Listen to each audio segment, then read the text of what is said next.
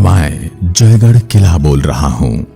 मैं राजस्थान का इकलौता ऐसा किला हूं जिस पर कभी कोई बाह्य आक्रमण नहीं हुआ। मैं ही हूं जहां आमेर के राजा मान सिंह ने अपने समस्त खजाने को छुपाया था।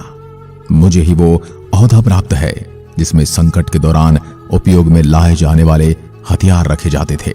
मैं वही हूं जहां से इमरजेंसी के दौरान इंदिरा गांधी द्वारा खोदा गया और मेरे खजाने को निकाल कर ले जाया गया, लेकिन यह कभी सरकारी दस्तावेजों में नहीं बताया गया। मेरे यहाँ की एक तोप है जो एशिया की सबसे बड़ी तोप है और अपना मस्तक ऊंचा किए हुए है। आज भी मेरी प्राचीर पर खड़ी है, जिसका गोला जहां गिरा तालाब जितना गड्ढा कर दिया। जिस तरह चित्तौड़ की रक्षा के लिए कुंभलगढ़ बनाया गया था, उसी तरह मुझे भी आमेर की सुरक्षा करने के लिए बनाया गया था। मैं आमेर की संकटकालीन राजधानी हुआ करता था। मेरे में बहुत सारी सुरंगें बनी हुई हैं जो मुझे अनेक आसपास के किलों से जोड़ती हैं।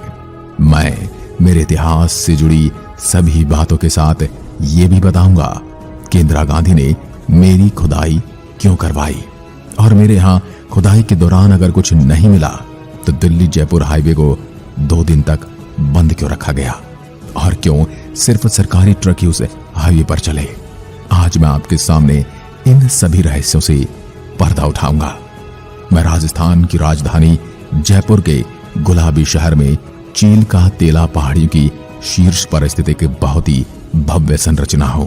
मेरा इस सुंदर इमारत का निर्माण सवाई जयसिंह द्वितीय द्वारा 1726 में आमेर किले की सुरक्षा के लिए बनाया गया था। हालांकि मेरे निर्माण का कार्य शुरू मान सिंह ने करवाया था, लेकिन उसके कार्यकाल में मेरे निर्माण का काम पूरा नहीं हो सका। इस वजह से मेरे निर्माण को पूरा करने का श्रेय मिर्जा राजा जय सिंह को जाता है और अभी का जो वर्तमान स्वरूप आप देख रहे हैं यह सवाई जय सिंह की देन है, जो कि 1726 में पूरा किया गया था। मेरे को बनाने में यूं तो 700 साल लगे थे और कुशवाहा वंशजों की 27 पीढ़ियों ने थोड़ा थोड़ा मुझे बनाने में योगदान दिया। शुरुआत में 1036 के अंदर काकल देव ने मेरी नींव रखी थी, लेकिन सवाई जयसिंह ने मेरा निर्माण कार्य पूरा किया था। इसी वजह से मेरा निर्माण का श्रेय उसको जाता है। साथ ही मेरा नाम जयगढ़ भी उसी के नाम पर रखा गया है। मैं चट्टान के शीर्ष पर बंधा हुआ हरे भरे और विशाल जंगलों से घिरी एक महलनुमा संरचना हूं।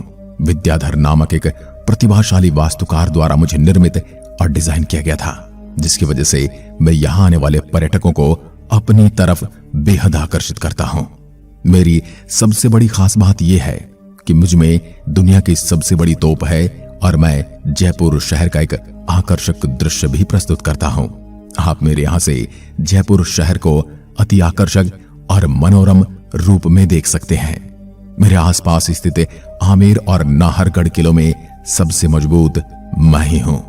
अब मैं आपको मेरे यहां रखी हुई दुनिया की सबसे पुरानी और सबसे बड़ी तोप, जिसे जयबाण तोप के नाम से जाना जाता है, उसकी जानकारी देता हूं। इसका निर्माण भी सवाई जयसिंह के समय में ही किया गया था। इसी वकाल से इसका नाम भजी, उसका नाम पर ही जयबाण रखा गया। यह यहां पर स्थित कारखाने में बनाई गई है और जब यह बनकर तैयार हुई तो यह इतनी भारी बन गई थी कि इसको दूसरी जगह ले जाना नामुमकिन था। इस वजह से इसको यहीं पर रख दिया गया, जो आज मेरी शोभा बढ़ा रही है। इस तोप का निर्माण 1720 के आसपास कराया गया था। इसको मेरे डोंगरी दरवाजे पर रखा गया है। यह एशिया की सबसे बड़ी और वजनदार तोप है। इस तोप की नली से लेकर अंतिम छोर तक की लंबाई 31 फीट 3 इंच है। तोप की नली का व्यास 11 इंच है। इसका वजन 50 टन से ज्यादा होने का अनुमान है। आपको बता दूं, जयबाण तोप का इस्तेमाल आज तक किसी युद्ध में नहीं हुआ और न ही इसे कभी यहां से हिलाया गया। परीक्षण के लिए इस तोप का गोला तैयार करने में 100 किलो गन पाउडर यानी बारूद की जरूरत पड़ती थी। इस तोप को बनाने के लिए मेरे यहां ही कारखाना बनाया गया।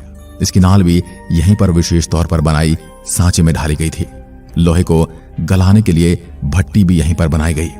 इसके प्रमाण मेरे यहां आज भी मौजूद हैं। इस कारखाने में और भी तोपों का निर्माण हुआ। विजयदशमी के दिन इस तोप की विशेष पूजा की जाती है। इसका इस्तेमाल सिर्फ एक परीक्षण के लिए किया गया था। जब जयबाण तोप को पहली बार टेस्ट फायरिंग के लिए चला गया था तो जयपुर से करीब 35 किलोमीटर दूर स्थित चाकसू नामक कस्बे में गोला गिरने से एक तालाब बन गया था, जिसे आज गोलीमार तालाब के नाम से जाना जाता है, और महल की दीवारों को भी काफी नुकसान पहुंचा था। उसके बाद इस तोप को कभी नहीं चलाया गया। इस तोप में 8 मीटर लंबे बैरल रखने की सुविधा है। यह दुनिया भर में पाई जाने वाली तोपों के बीच सबसे ज्यादा प्रसिद्ध तोप है। ऐसा माना जाता है इस तोप की टेस्टिंग के दौरान इसमें आग लगने वाला इंसान इसके पीछे बनी पानी की कुंड में कूद गया था, जिससे इससे निकलने वाली आवाज से वह अपने कानों को बचा सके। लेकिन उसके पानी में कूदने पर भी उसके कान के पर्दे फट गए। इस तोप के पहियों को और इसको मिला दें तो इसका कुल वजन 250 टन के बराबर है। इसको मोड़ने के लिए 3 हाथियों की मदद ली जाती थी। स्थानीय लोगों का मानना है कि इस तोप के परीक्षण के दौरान 8 हाथी और 1 सिपाही की मृत्यु हो गई थी। इस धमाके से शहर के बहुत से मकान जमींदोज हो गए थे। इसके बाद तोप को दक्षिण भाग में रखवा दिया गया। आज के समय इस तोप के चारों तरफ जंजीरें लगाई गई हैं। आप इसके पास खड़े होकर तस्वीरें खिंचा सकते हैं। मैं 18वीं शताब्दी में बना हुआ एक शानदार वास्तुकला का उदाहरण हूं, जिस पर 10वीं शताब्दी की शुरुआत से कछवाहों ने शासन किया।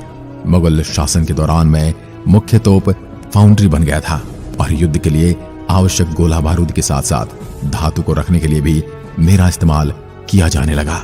मेरे में तोप चौकी तब तक सुरक्षित रही जब तक कि रक्षक दारा शिको अपने ही भाई औरंगजेब द्वारा पराजित और मार नहीं डाला गया। आपको बता दो कि बहुत से इतिहासकारों का मानना है कि मेरे किले में एक खजाना था, जिससे जयसिंह ने जयपुर शहर का विकास किया। राजा मान सिंह प्रथम ने अपनी 22 छोटी रियासतों से जो पूंजी संपत्ति इकट्ठी की थी, इस संपत्ति को अकबर से सुरक्षित रखने के लिए उन्हें मुझे ही चुना था। जिस जगह से धन गाड़ा गया था वो जगह आज चील का टीला नाम से जानी जाती है। 1975 में जब देश में इमरजेंसी लगाई गई थी, तब तत्कालीन प्रधानमंत्री इंदिरा गांधी ने मेरे में छिपे खजाने की तलाश करवाई थी। 10 जून 1976 को शुरू हुई खजाने की तलाश नवंबर 1976 में खत्म हुई थी। तब सरकार ने आधिकारिक रूप से कहा था कि इस किले में कोई खजाना नहीं है।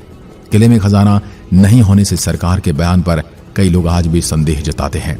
क्योंकि किले में खजाने की तलाश खत्म हुई, तब सेना ने 2 दिन के लिए दिल्ली जयपुर हाईवे आम लोगों के लिए बंद कर दिया था और यहाँ सिर्फ सरकारी ट्रक ही चले थे।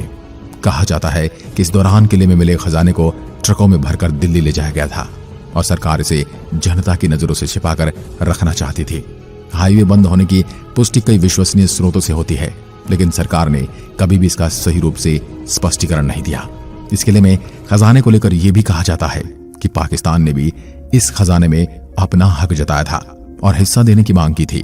अब खजाना मिला या नहीं, अगर मिला तो कहां गया, इसके संदर्भ में आपका क्या मत है, नीचे कमेंट करके जरूर बताएं। मैं राजस्थान का एकमात्र किला हूं जिस पर कभी बाह्य आक्रमण नहीं हुआ। मैं उत्कृष्ट दुर्गगिरी हूं। सुदृढ़ और उन्नत प्राचीर, घुमावदार विशाल बुर्ज तथा पानी के विशाल टाके इसकी स्थापत्य की प्रमुख विशेषता है। मेरे भवनों में जलेब चौक, दीवाने आम, दीवाने खास, ललित मंदिर, विलास मंदिर, लक्ष्मी निवास, सूर्य मंदिर, आराम मंदिर, राणावती जी का चौक आदि मुख्य हैं। किले में राम, हरिहर व काल भैरव के प्राचीन मंदिर बने हुए हैं। आराम मंदिर के सामने मुगल उद्यान शैली पर निर्मित एक मंदिर है। मेरे भीतर एक लघु अंत दुर्ग भी बना हुआ है, जिसमें महाराजा सवाई जयसिंह ने अपने छोटे भाई विजय सिंह को कैद करके रखा था। विजय सिंह के नाम पर यह विजयगढ़ी कहलाया। विजयगढ़ी के पार्श्व में एक 7 मंजिल प्रकाश स्तंभ है जो दिया बुर्ज कहलाता है। मैं एक विशाल रेंज में फैली हुई आकर्षक संरचना हूं। इसके अलावा किले में एक संग्रहालय के साथ एक उद्यान भी स्थित है। किले की लाल बलुआ पत्थर की दीवारें 3 किलोमीटर की लंबाई में फैली हैं, जिसकी चौड़ाई लगभग 1 किलोमीटर है। दीवारों के ऊपर आप देखेंगे तो आपको 3 छेद दिखाई देंगे, जिसमें सबसे ऊपर वाले छेद से दूर स्थित दुश्मन पर हमला किया जा सकता है। उसके बाद उसके नीचे वाला छेद पास आए दुश्मन पर हमला कर सकता है और सबसे नीचे वाला छेद दुश्मन पर गर्म तेल या खौलता हुआ पानी डालने के लिए बनाए गए थे। किले की सीमा के अंदर एक वर्गाकार उद्यान है और किले की इमारत के ऊपरी स्तरों पर पहुंचने के लिए तटबंधों का निर्माण किया गया था। कोर्ट रूम और हाल को शानदार खिड़कियों से सजाया गया है और यहाँ एक केंद्रीय वॉच टावर पूरे आसपास के परिदृश्य को दिखाता है। यहाँ के आराम मंदिर में प्रवेश अवनी दरवाजे के माध्यम से होता है, जो एक बहुत ही विशाल और शानदार ट्रिपल मेहराबदार प्रवेश द्वार है। आराम मंदिर के पास स्थित सागर झील का आकर्षक दृश्य हर किसी के मन को मोह लेता है।